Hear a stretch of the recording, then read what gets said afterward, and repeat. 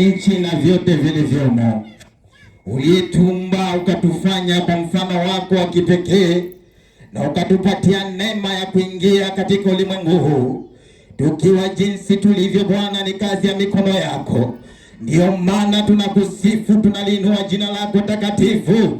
Ni kwa sababu mfalme wa amani, wewe Bwana ulitupenda hata ukatuona ni vyema tuwe wamoja wale watakaoingia katika ulimwengu huu. Hivyo sifa na utukufu ni zako, mwana wa Adamu, maana unastahili sifa, unastahili kuinuliwa, Simba wa Yuda. Jioni njema ya leo Mungu, tuko mbele zako Jehova, ni kwa ajili Mungu ya kusikia sauti yako, kunena na maisha yetu na kunena na hali zetu, Simba wa Yuda. Majira haya Mungu, naitisha mbingu ikashuke katika anga hii ya mapunda, anga hii katakasike na nguvu zako na uweza. Tuma Mungu malaika wako Jehova, kila pembe na kila kona wakapate kumiliki, kwa sababu ujumbe huu ni wako kutoka juu mbinguni. Hivyo shuka mwenyewe mahali huu hapa katika mlima huu, kileka ujumbe wako mwenyewe. Mimi si kitu, maana mimi ni kazi yako, na ni mavumbi na ni mwili wa kuisha, na mimi ni mvuke. Leo kiniko, kesho siko, lakini wewe utabaki milele. Hivyo Bwana, leta ujumbe wako kutoka juu mbinguni, ukapate kunena na maisha ya watu wako, wakapate kusikia habari zako si zangu, wakapate kusikia maneno yako sio yangu, bali wewe mwenyewe ukanene na nafsi hizi. Ni kwa sababu umeziandaa mwenyewe, ni kazi ya mikono yako watu hawa. Nafsi hizi uliziumba wewe, hivyo ziko mbele zako Bwana kuisikia sauti yako. Haijalishi wale walioko hapa, hata wale wanaosikia sauti kwa mbali, wote Bwana ni kazi ya mikono yako. Naomba ukatume neema juu yao. Ujumbe huu usipite mtu katika mlima huu kwa punda, ukagonge kila angoli ya kwa punda, ikagonge kila pembe ya kwa punda. Wale wote wanaosikia sauti hii jioni njema ya leo, Mungu akapate kusikia sauti yako na kupata Mungu kuyajua mapenzi yako. Ni kwa sababu Mungu ulitumba kwa lengo. Asante Mwenyezi Mungu, Bwana unastahili sifa. Anga hii ukaitakase. Tunaenda kinyume na nguvu zote ambazo Baba zinaweza kusimama na ujumbe wako kinyume. Hizo nguvu tunazisambaratisha mara 7 katika jina la Yesu. Anga hii ukaiteke na ukapige radi zako, kwamba kila ufalme wa giza ukapate kushindwa, kila madunguri zikapate kuchapwa, kila mizimu ikapate kulipuliwa katika jina la Yesu Kristo aliye hai. Ninanena jioni njema ya leo kwa anga, ya kwamba hata mizimu ikasikie sauti yako, waganga na wachawi wakasikie maombi haya, tunguri zikapate kutii amri yako katika jina la Yesu Kristo aliye hai.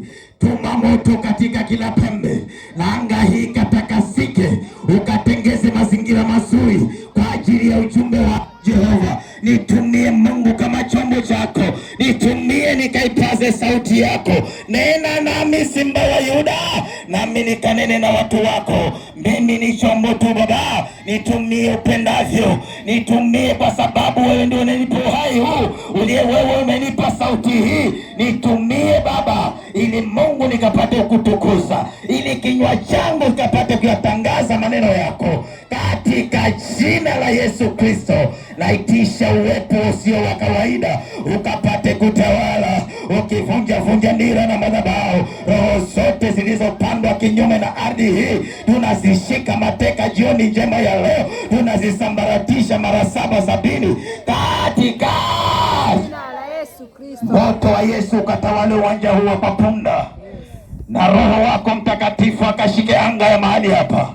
Wacha wakati ndapoenda kunena ujumbe wako, wingu lako lisimame juu yangu, likinifunika na kunikinga na kunikinga na kila athari, kwamba ujumbe wako ukapate kupenya masikioni mwa watu. Maana sijasimama hapa kwa nguvu zangu, sijasimama hapa kwa sababu si kazi yangu, hii ni yako. Wewe ndiwe ni kazi yako, mwanzilishi wa injili hii. Mimi ni nani nianene maneno yako ya uzima?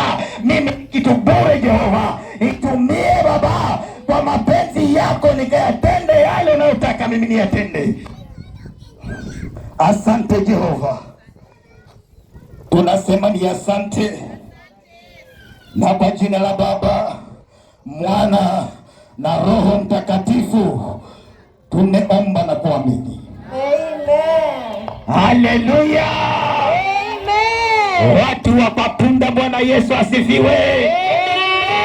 Natumai pale ulipo si kiziwi unasikia sauti hii, na kama ni kiziwi tafuta mkalimani aweze kutafsiria, na kama wewe ni kipofu huenda unasikia sauti hii, basi niko mahali hapa katika mlima wa Papunda kuleta injili ya Bwana Yesu Kristo. Hii si injili yangu, ni ya Yesu Kristo.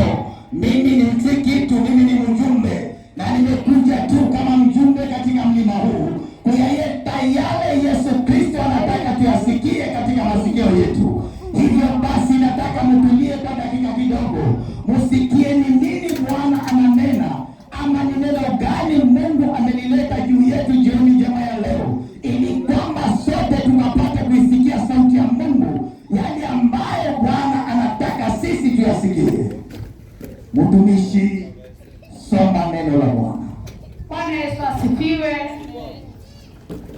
Masomo yetu tutapata katika kitabu ya Wakorintho wa pili mlango wa 6 kuanzia mstari wa kwanza na wa pili. Tasoma. Nasi tukitenda kazi pamoja naye, tunawasihi msipokee neema ya Mungu bure. Kwa maana asema, wakati uliokubalika nalisikia, siku ya wokovu nalisikia. Tazama, wakati uliokubalika ndio sasa. Tazama, siku ya wokovu ndio sasa. Haleluya. Bwana Yesu asifiwe, watu wa Papunda. Amen. Siku ya leo tumekuja na neno la Bwana, na ujumbe wa siku ya leo ni kwamba wokovu ni sasa, sio kesho. Bwana Yesu asifiwe. Ni uamue sasa, na ni sasa hivi, wala si kesho wala kesho kutwa, kwa sababu hayo ni maneno ya Bwana mwenyewe ambayo ameyaleta katika masikio yetu. Bwana Yesu asifiwe. Amen. Huenda unajiuliza wokovu ni nini, na mara nyingi pengine umelisikia neno hili wokovu, na ni nani huyu aliyeleta wokovu huu, na ni kwa nini tuokoke? Bwana Yesu asifiwe.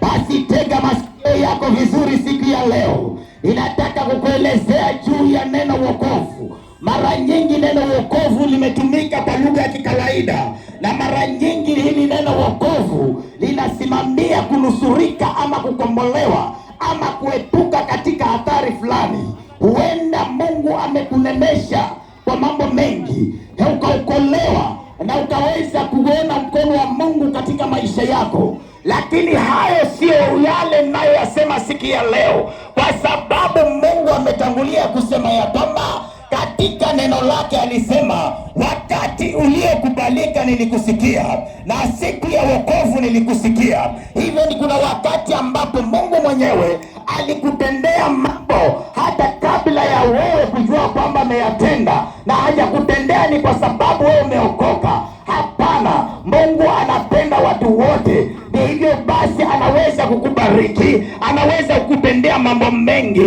lakini sasa hayo yote Mungu anaona ni bure, kwa sababu licha ya kukubariki na vitu vingi, licha ya kufanya mambo mengi katika maisha yako, ukikosa wokovu wa Yesu Kristo, wewe utakuwa unahesabu hasara. Bwana Yesu asifiwe. Amen. Hivyo Bwana angalia hayo.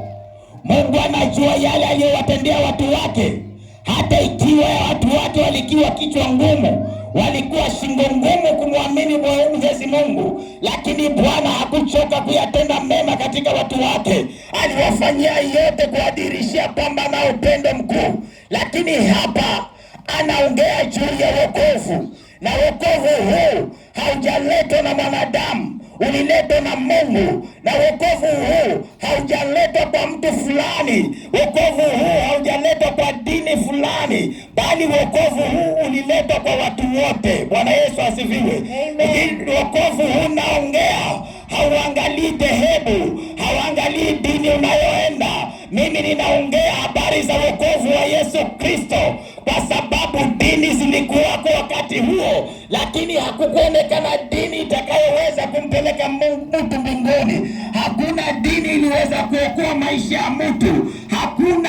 Hakuna kabila iliyoweza kuokoa maisha ya mtu, lakini kwa Yesu Kristo kuja kwake, hapo ndipo watu wakapata wokovu wa kweli. Dini ni vitu ambavyo watu wanajitungia. Hata mimi naweza anzisha dini yangu, si tatizo, lakini ninaongea mambo yangu ya duniani na nikaweza kuwa na wafuasi wengi. Ziko dini sijakataa, hata leo zina wafuasi maelfu na maelfu, lakini dini hizo haziwezi kupeleka watu mbinguni, na sababu neno la Mungu linasema ya kwamba madini zote hizi zitatupiliwa mbali, wala bila zote zitatupiliwa mbali, lakini wokovu wa Bwana utasimama. Amen. Bwana Yesu asifiwe. Amen. Na haya ni maneno ya kweli, kwa sababu Mungu mwenyewe aliuangalia ulimwengu. Sikiza kwa makini, tukiangalia katika kitabu cha Yohana 3:16, maana hapo ndio Bwana anasema, kwa maana jinsi hii Mungu akaupenda ulimwengu hata akamtoa. Sikia hiyo, kumtoa mwana wake wa pekee, ili kila mtu amwaminie asipotee, bali awe na uzima wa milele. Bwana Yesu asifiwe. Amen. Hivyo hii wokovu naohubiri siku ya leo haujabagua dini yoyote, haujaweza kusimama kwa upande fulani, lakini wokovu huu ninaohubiri siku ya leo ni kwamba ni wokovu ambao umekuja kwa ajili ya watu wote, na Mungu anatutamani sana tukaweze kumpokea Kristo katika maisha yetu, ili kwamba tukazidi kupata huu uzima wa milele. Bwana Yesu asifiwe. Amen. Maana mimi na wewe tuna mwisho. Bwana Yesu asifiwe. Amen. Haleluya. Amen. Huenda uko mahali unajiuliza, unasema mimi siwezi kuokoka leo kwa sababu bado niko. Bwana Yesu asifiwe. Amen. Kuna watu wanajipangia majira yao ya kusema mimi mwaka huu siwezi kuokoka. Kuna mambo fulani nataka kuyafanya, kwamba ili nikimalizana nayo ndio niweze kumpokea Yesu maishani mwangu. Bwana Yesu asifiwe. Lakini ninakwambia siku ya leo, ukisoma katika kitabu cha Yakobo 4:14, wanasema hivi neno la Bwana, walakini hamyajui yatakayo kuwapo kesho. Uzima wenu ni nini? Bwana anasema uzima wenu ni nini? Nyinyi ni mvuke unaonekana tu kwa kitambo, na kesho hauko. Bwana Yesu asifiwe. Amen. Mwanadamu ni mvuke, wewe na mimi ni mvuke. Hakuna vile utaweza kumpangia aliyekuumba wewe, lakini anayenena ananena ya kwamba wakati na majira ni yake. Unaishi kwa sababu ya neema yake, hauwezi kujipangia mwenyewe. Ni kwa sababu yeye aliyekuumba alikupatia wakati na majira. Bwana Yesu asifiwe. Amen. Unaweza kujipangia, unaweza kusema mimi nitaokoka mwaka ujao, na mwaka ujao usifike. Bwana Yesu asifiwe. Amen. Kwa sababu hata kile kitabu cha Methali 27:1 nasema kwamba usijisifu kwa ajili ya kesho, kwa sababu hujui yatakayotokea kwa siku moja. Bwana Yesu asifiwe. Amen. Ni kwa sababu wewe na mimi tumekuja katika ulimwengu huu tukiwa watu ambao si wa kudumu, tunapita. Hivyo Mungu ana haja na sisi kuamua kwa wakati wake, sio kwa wakati wetu sisi. Bwana Yesu asifiwe. Amen. Huenda ya kwamba uko mahali pale unajiuliza, mimi nitaokokaje? Nitawafanyaje? Amba mimi nitafanyaje mpaka niweze kuokoka? Bwana Yesu asifiwe. Sikiza nikwambie siku ya leo, dini haiwezi kukuokoa wewe, wala kabila fulani haiwezi kukuokoa wewe. Ninataka tusomewe katika kitabu kile cha Kolosai 2:23. Halafu mtumishi wasomee Mathayo 15:8 na 9. Usikie vile dini zinapangwa na wanadamu. Ndio naona kila mahali kuna madini tofauti tofauti. Yale ni mtu alijitungia Akaamka siku moja akasema nimetumwa, na akateka orodha ya mambo yake anayotaka kuyafanya kama yeye. Bwana Yesu asifiwe. Na akienda kwake akakwambia nifuate mimi, kwa sababu mimi ndio nilisikia hiyo sauti. Hata kama nakutia kwa shimo, unasema huyu ndiye Bwana amemuita. Bwana Yesu asifiwe. Ndio wengi kwa sababu ya dini wamepotea, hawako tena katika ulimwengu, ni kwa sababu wamemezwa na dini, na mwisho wa siku dini haikupeleki mbinguni. Bwana Yesu asifiwe. Amen. Ukitaka kwenda mbinguni, mkubali Kristo. Bwana Yesu asifiwe. Amen. Mtumishi, soma hiyo Wakolosai 2:23. Wakolosai 2:23.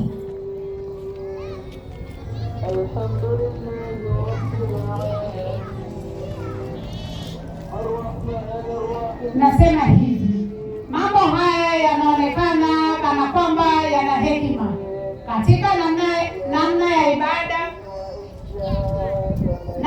ibada mliojitungia wenyewe, na katika kuimekea na katika kuitawala mwili kwa ukali, lakini hayafai kitu kwa kuzizuia tamaa za mwili. Bwana Yesu asifiwe. Amen. Soma hiyo Mathayo 15 mstari wa 8 na 9. Nataka uelewe kitu, mtu wa Mungu. Dini si cheti cha wewe kupeleka mbinguni, lakini cheti ambacho kitakupeleka mbinguni ni inaitwa Yesu Kristo. Bwana Yesu asifiwe. Amen. Huyu peke yake ndiye cheti. Hizi dini zinatungwa na watu, na mara nyingi watu wengi hulia kwa sababu ya dini. Basi mimi nimekuletea injili safi tu ya Yesu Kristo. Sijakwambia ingia dini fulani, lakini nimekuja kukwambia siku ya leo kwamba umekubali Yesu katika maisha yako. Dini ni njia tu na kuifuata, lakini mwisho wa siku dini huisha. Mbinguni hakuna dini, mbinguni hakuna makanisa, bali wewe mwenyewe ukiwa umempata Kristo ndani ya maisha yako, na kwambia wewe utaingia kama wewe ndiwe kanisa ambalo Yesu analitazamia kuingia mbinguni. Wachana na dini za watu waliojitungia. Bwana Yesu asifiwe. Amen. Mathayo 15 mstari wa 8 na 9. Nasema hivi, watu hawa uniheshimu kwa midomo, ila mioyo yao iko mbali nami, nao waniabudu bure, wakifundisha mafundisho yaliyo maagizo ya wanadamu.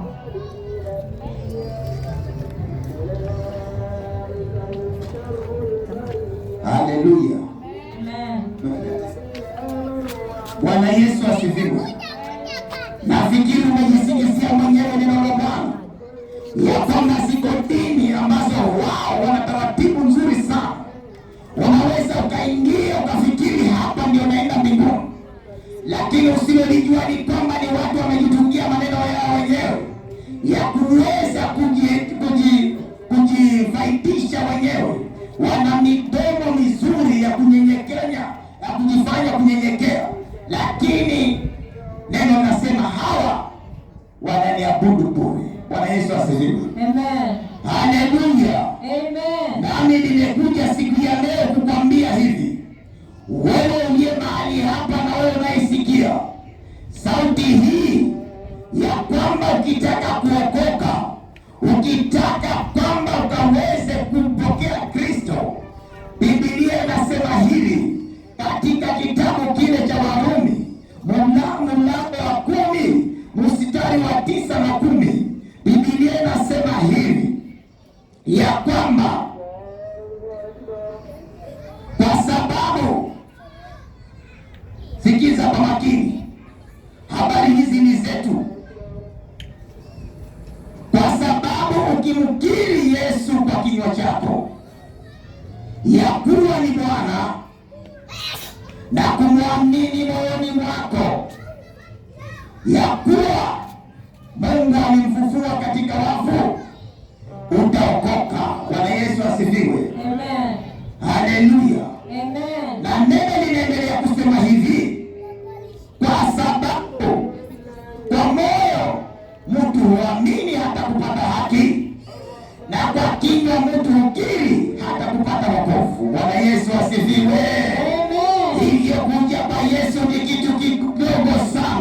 ni wewe kupata kauli katika moyo wako ya kwamba ninataka kumwishia huyu Yesu. Tazama mpendwa, mambo haya yote tunayoyaona ni bure. Wewe unavyojiona wewe ni bure. Huenda umebarikiwa na vitu unavyoviona, lakini hivyo vyote ni bure. Wewe ndio unasema wewe ni mvuke, leo uko, kesho hauko. Kwa hivyo kule tunakoenda, Bwana Yesu asifiwe. Amen. Kama haujajua kazi yetu kubwa zaidi kwa kule tunakoenda, si hapa. Bwana Yesu asifiwe. Amen. Hapa tumekuja interview tu. Bwana Yesu asifiwe. Amen. Ndio maana tunatembea mara umenyakuliwa. Bwana Yesu asifiwe. Amen. Tunaulizana ameenda wapi? Ameenda kwa Baba. Bwana Yesu asifiwe. Amen.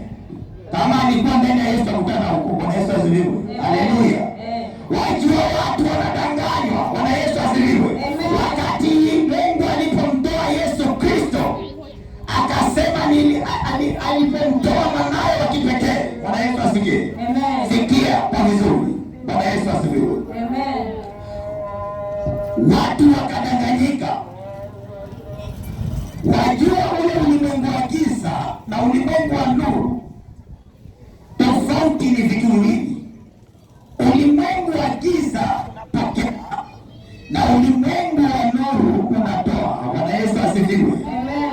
Sikiza kwa makini wewe, ili kwamba kama uko umenaswa katika ulimwengu wa giza, ikiwa kuna mtu amekwambia yeye ndiye yeye, ujue siye yeye, kwa sababu hata yeye kesho hatakuwako. Bwana Yesu asifiwe. Amen. Hivyo ukiangalia upendo wa Mungu na katika ulimwengu wa giza, Bwana Yesu asifiwe. Amen. Ulimwengu wa giza umezoea kupokea, lakini ulimwengu wa nuru unapeana. Bwana Yesu asifiwe. Amen. Haleluya. Amen. Yesu Kristo akatolewa kama kafara. Nataka usikize kwa makini. Shetani naye, wale ambao wanafanya training ya uchawi, wanafika mahali anakuwa wewe nipatie mazuri. Amen. Tumesikia watu kama hawa wanakuwa lete mtu wanachama chao wale wachawi. Toa wako kesho na toa wangu. Bwana Yesu asifiwe. Amen. Ni kwa sababu yule naye anakwambia, sikiza kwa makini wewe, nataka ufunguke. Kama umenunua uchawi utupe. Bwana Yesu asifiwe. Kusaidia. Haleluya. Amen. Hizo zote ni dini. Uchawi ni dini na uganga ni dini. Bwana Yesu asifiwe. Na hizo watu wanaziabudu kwa jina la miungu. Sikiza kwa makini, nataka kutoa wewe taka za masikio. Yes. Haleluya. Amen. Wakati mtu anataka kuingia kwa uchawi, anaambiwa wewe lete mtu wako, yule tegemeo lako. Yesu asifiwe. Amen. Wanamuigiza Mungu vile alisema ametoa mwana wako wa pekee, na wewe unatoa tegemeo lako. Mtu ambaye alikuwa anakufanyia kila kitu, huyo ndo namwambia huyu namtoa kama kafara akufe, ili mimi nizidi kuwa na nguvu za uchawi. Amen. Ndio maana hakuna boma la mganga wala mchawi liweza kuendelea. Bwana Yesu asifiwe. Amen. Kwa sababu wale wanaowasaidia wanawaua. Hawajui kwamba wanaua, wanaingia kwa shida. Tazama, Yesu Kristo alikuja kufa ili sisi tupone. Lakini wewe unaua mtu wako na unakuwa na shida. Bwana Yesu asifiwe. Shetani ashindwe. Hivyo kama wewe una mpango wa kutoa mtu, uko na ndunguri, acha. Toka kabisa. Utaingia katika ufukara ambao hautaweza kujitoa. Amen. Huo ni ufukara wa milele. Tazama, shetani anakuteka akili, anakwambia mtoe huyu kwa sababu huyu ndiye anakuangalia. Na wewe kwa masikio yako na kwa moyo wako unaona anafanya vyema. Kuna wengi wameingia katika shida, ni kwa sababu wameua watoto wao, wameua wale tegemeo lao, kwa sababu wametaka kujiingiza vizuri kwa uchawi, kuyatenda mambo ya giza. Bwana Yesu asifiwe. Na hizo kesi ni nyingi sana. Tazama mpendwa, popote ulipo, haijalishi hata kama ulitoa kafara mtoto wako, siku ya leo Bwana yuko mahali hapa. Ninaitisha nguvu za Bwana zikupate popote ulipo, ili wewe nawe ukapate kuokoka, ukapate kuyatubia yale uliyofanya. Haleluya. Amen. Tazama umeingia kwa shida. Waganga mpaka nao waue watu hao. Bwana Yesu asifiwe. Amen. Uganga kuroga vizuri. Wewe ukienda kwa mganga ukienda kumpiga magoti aliwa mtoto wake huyu. Wewe ni nini wewe? Atakuua mpaka wewe. Haleluya. Amen. Hao watu si wazuri bwana. Usidanganywe na mtu. Ambia wewe unataka nguvu, huwa mtoto wako ang'ome huko. Kesho namsikia na power huyu, basi amewa mtoto wake ashindwe katika jina la Yesu Kristo. Ashindwe. Haleluya. Amen. Sisi hatuhitaji kuwa mtu tena. Yesu alikufa msalabani. Hivyo nguvu tunazo na neema tunayo. Hatuna haja tena ya damu ya mwana mbuzi wala damu ya mtu tena. Damu iliyomwagika msalabani kwa Yesu inatosha. Ndio maana hatuna wasiwasi. Bwana Yesu asifiwe. Amen. Haleluya. Amen. Ninajua mtanichukia lakini hakuna mahali mtanipeleka. Maana nilikuwa huko nikatoka mimi. Bwana Yesu asifiwe. Amen. Na ningekuwa mchawi kama wewe. Na ningekuwa mganga mimi. Nilienda training. Bwana Yesu asifiwe. Amen. Waganga. Bwana Yesu asifiwe huko. Nilienda training mimi ya uganga huko msituni. Najua kuongea na miti mimi. Lakini hivyo vyote ni bure. Nikaenda training siku moja. Piga magoti kaongea na miti. Sasa ningekuwa expert kama wewe. Lakini Yesu ana nguvu kushinda nguvu za wachawi na waganga. Mimi nikatupa hirizi mwaka 2009. Ni kwa sababu nilitembea kwa wachawi na waganga nikitafuta nguvu kwa miaka mingi. Nikatembea na hirizi nyingi. Nimechanjwa sijui ni chale ngapi katika mwili huu. Lakini licha yote niliyoyafanya, mimi sikuwa na amani. Bwana Yesu asifiwe. Amen. Wewe ni mganga na una mashida. Umuchawi na omba. Hata walala nje. Walala nje. Nyumba ya bomoka hiyo. Na uchawi wako. Haleluya. Mpokee Yesu akubadilishie maisha yako. Wewe unaishi mazingira haya kwa sababu ya laana ulizozifanya. Lakini Yesu yuko enzini kubadilishia mazingira yako. Haijalishi umefanya dhambi ngapi, njoo kwa Yesu jinsi ulivyo. Jitupie makosa yako. Mwambie Bwana, nimeua, nimefanya madhambi mengi. Haijalishi umefanya ukafara wa namna gani, lakini Yesu yuko enzini kukuokoa wewe. Yes. Haleluya. Wokovu ni sasa mpendwa, si kesho. Haleluya. Amen. Wewe tesa watu usiku na wewe bado ni masikini. Wale na watu wanaendelea. Haleluya. Wewe wali wanafunza wala chini. Na wewe ni mchawi mkubwa sana, waruka na ungo wewe. Yes. Haleluya.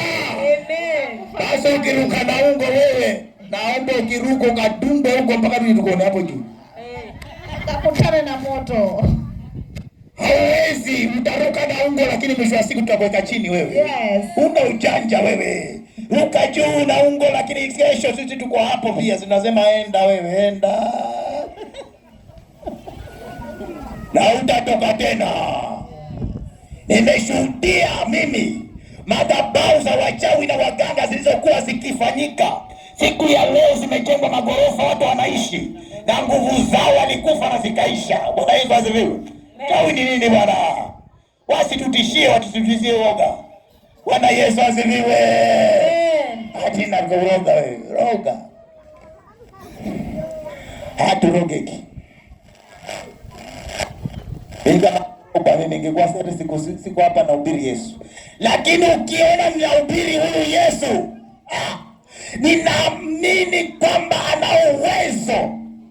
Ninaamini kwamba hakuna tena uchawi unaweza fanywa juu ya maisha yangu. Ninaamini kwamba kama nilizitupa ndunguri mimi nikazichoma, Wewe ni nani? leo hii mimi unitishe kwa sababu ya madhabahu yako. Niko na madhabahu ya Bwana. Amen. Haleluya.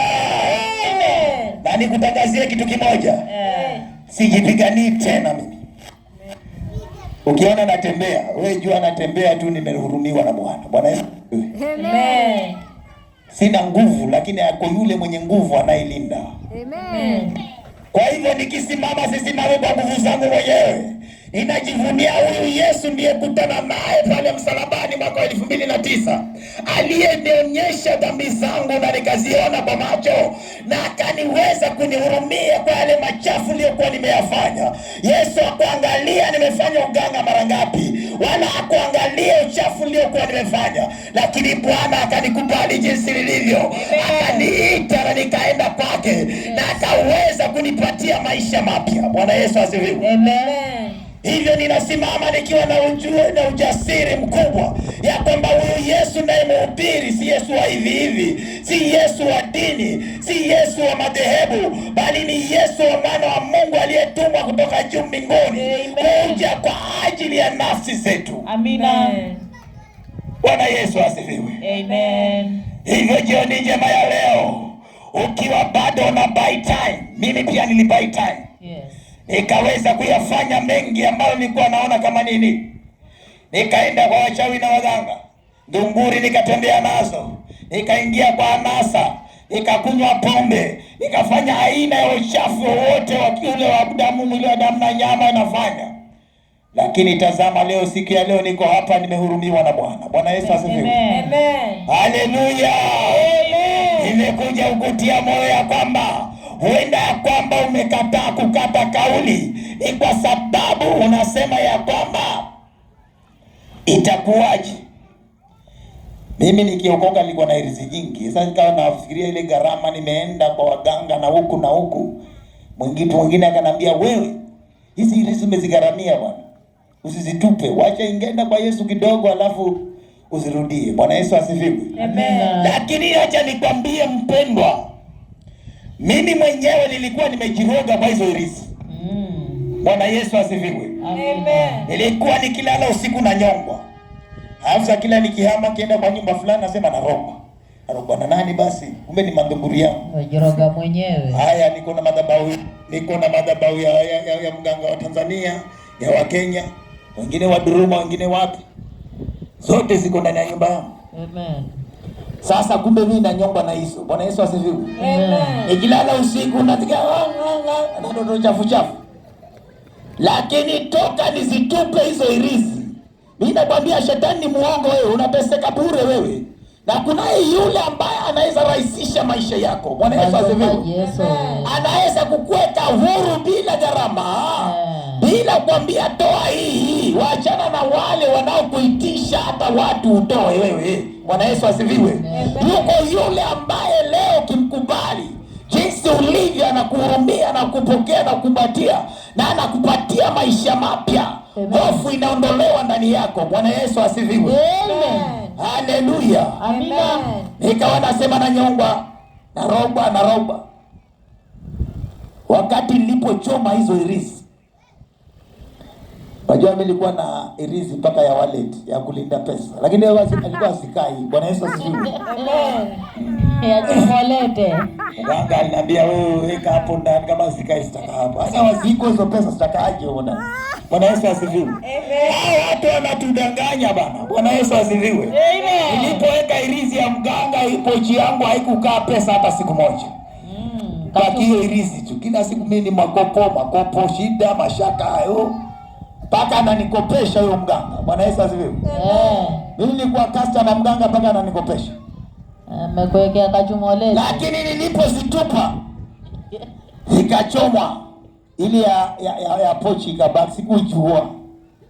Siku moja usiku champokea Kristo sasa. Nyumba ikaliki moto. Nini hapa ndani? Hatukulali bana. Asubuhi nafungua, namwambia mke wangu, nafungua, kuna kaka kairizi haka ndo kaleta hiyo shida yote hapa. Ambia acha tukachome haka. Tukakachoma, shida zikaisha. Bwana Yesu asifiwe. Amen. Waganga wanatuuzia shida. Amen. Sasa wewe fikiria, unaenda kwa mganga unanunua mashaka wewe. Shida utembee nazo. Wanunua maskini. Haleluya. Amen. Bwana Yesu asifiwe. Amen.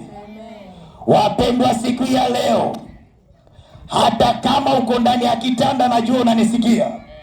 Sijaleta injili hii kwa sababu ya kwamba ni dini, lakini nimeleta hii injili ni kwa sababu ni injili ya Jehova ya wokovu ambao ni kwa kila kiumbe. Haijalishi ni kwamba uko kwa dini gani.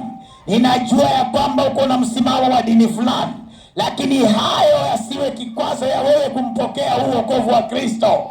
Ninakwambia siku ya leo, dini si mlango wa kukupeleka wewe mbinguni. Lakini mlango wa kupeleka mbinguni ni Yesu Kristo pekee. Amen. Bwana Yesu asifiwe. Amen. Haleluya. Amen.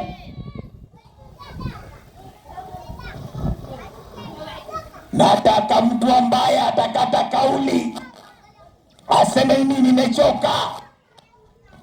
nimechoka kwa sababu yale ninayoyapitia, ninayoyafanya. Mpendwa, tazama, usione kwamba wajua wengi wanakosa kuelewa. Unaweza kubarikiwa wewe vizuri sana. Ndio pale Mungu anasema wakati uliokubalika nilikusikia. Bwana Yesu asifiwe. Amen. Ni kwa sababu Mungu husikia maombi yetu. Licha ya yale tunayoyafanya, Bwana hutuhurumia sisi. Ndio pale anasema tusitumie neema ya Mungu bure, kwa sababu neema ya Mungu ipo. Ndio maana wewe saa hii umzima, ndio maana wewe saa hii umejenga, ndio maana saa hii wewe unafanya mambo yako, unaona unaendelea. Kuna watu ambao wamebarikiwa, si kwamba wameokoka, hapana, lakini neema na rehema za Mungu ziliweza kutua juu yao. Watu hao wakawa na nyota ya kuendelea, wakajenga hata manyumba, wakajenga, wakafanya kila kitu, na wakawa naishi maisha ambayo si ya shida. Lakini kitu kimoja ambacho Bwana ananena juu ya maisha yetu, si yale unayoyaona aliyofanya, lakini anahitaji sasa wewe moyo wako ujisalimishe kwa Yesu Kristo, kwamba hata licha ya yale ya muda amekupatia, basi wewe ukawe mmoja wa wale ambao wataweza kupata nafasi ya kuingia katika ufalme wake. Amen. Bwana Yesu asifiwe. Amina. Hivyo sione una hivyo vyote ukafikiri unaenda mbinguni. Wendi mbinguni kwa mali yako. Bwana Yesu asifiwe. Amen. Usione umenunua gari ukaona unaenda mbinguni na gari mbinguni hatuendi na gari. Kwa taarifa yako utaliacha vile vile, hata utaliacha kwanza, utaliachishwa mwenyewe. Bwana Yesu asifiwe. Amen. Hiyo nyumba uliyoijenga haikupeleki mbinguni. Bwana Yesu asifiwe. Amen. Siku moja utatolewa, hiyo nyumba ibaki pale pale. Na watu wakutoa si wewe. Bwana Yesu asifiwe. Amen. Pesa zako hasikupeleki mbinguni, ndio maana hata ukienda sisi tunachanga wewe. Bwana Yesu asifiwe. Amen. Usiringe na pesa yako. Haleluya. Amen. Hatutakuuliza tena, maana umefunga mdomo, tutakuuliza wewe lete pesa tufunue sanduku mwana. Hatukuuliza, naambia basi tumchangie. Zako zitabaki kule kule. Bwana Yesu asifiwe. Hivyo siringe na vitu vya kuisha, hata utaulizwa kitu wewe. Haleluya. Amen. Hata kaburi utaulizwa utaenda kusipa wapi. Watu ndio watakamua wewe ukuitisi kitu gani wewe bure. Watu ndio watamuombe wewe basi tupeleke huko. Kama ulikuwa na maringo kwambia atupeleke Baraki huko. Peleka huko town huko. Bwana Yesu asifiwe. Amen. Wacheze dance. Haleluya. Amen. Hivyo vitu vyote Bwana ambavyo amekutendea havikupeleki mbinguni. Vinachokupeleka mbinguni, mtu wa Mungu, ni wewe kumkubali Yesu katika maisha yako. Amen. Bwana Yesu asifiwe. Lakini Mungu hawezi kuchoka kukutendea mema. Unaweza sema ya kwamba basi mbona mimi hata siendi sijampokea Yesu na mimi nimebarikiwa. Yes. Wewe ni mtoto wa Mungu. Bwana Yesu asifiwe. Amen. Utabarikiwa sana. Utakuwa na vyote utakavyo, maana Baba hanyimi mtu yoyote. Haleluya. Lakini ujue ya kwamba licha ya yale ulio nayo, hayo yote hayawezi kupeleka mbinguni. Kinachohitajika sasa, ndio maana neno hili limekuja. Mungu anasema sasa, wakati siku ya wokovu ni sasa. Bwana Yesu asifiwe. Amen. Maana yale yote ameyafanya. Anasema nilikusaidia, nilikusikia wakati ulikuwa ukipitia mambo, na sasa ni wakati wa wokovu. Bwana Yesu asifiwe. Amen. Haleluya. Amen. Watu wa Punda, Bwana Yesu asifiwe. Amen. Ikiwa wewe kweli umechoka na maisha unayopitia, basi ninakuomba uchukue hatua yako, uje katika uwepo wa Bwana, ili kwamba Mungu mwenyewe atapate kukufungua. Siku ya leo ni neema ya bure. Haijalishi wewe ni mganga, hata waganga huokoka. Bwana Yesu asifiwe. Hata kama wewe ni mchawi, njoo tu, Yesu anapokea wachawi, anapokea waganga. Hana shida na wewe, wewe ndio unajizuia. Hana shida na wewe. Uliingia kwa hiyo kikao bila kujua, ama ulijua, njoo tu. Bwana Yesu asifiwe. Amen. Sote tupate wokovu wa Bwana, maana ni wa bure. Basi tunapoenda kuimba wimbo huu, wewe ukiwa mahali hapo, hata ukiwa ndani ya kitanda, najua kuna wengine hawataki kutoka, wanasikizia huko, wanasema nini hawa? Unasema nini wewe? Itakukujia. Bwana Yesu asifiwe. Nguvu za Mungu zitakutafuta wewe, maana wewe ni kitu bure tu. Hata ukawa na mamlaka gani ya giza, wewe ni kitu bure. Bwana Yesu asifiwe. Mamlaka ya giza utayaacha hivyo hivyo. Bwana Yesu asifiwe. Amen. Wale alikuwa na nguvu, kabona nguvu, wote wakaenda chini. Lakini sisi tunamwabudu Yesu aliye juu. Bwana Yesu asifiwe. Amen. Hivyo tunapoenda kuabudu, naomba uchukue nafasi tu kumpatia Yesu maisha yako. Mwambie Bwana, niko hapa, nimefanya mengi, nimeyatenda yasiyostahili, lakini Bwana najutia matendo yangu, ili Mungu akapate kurehemu, ili Mungu akapate kuonekania. Wokovu wao ni wa bure. Haijalishi, haiangalii dini, hata uko katika dhehebu gani, na wewe hujaokoka katika dini gani, lakini hujampatia maisha yako Yesu, njoo tu kwa Yesu.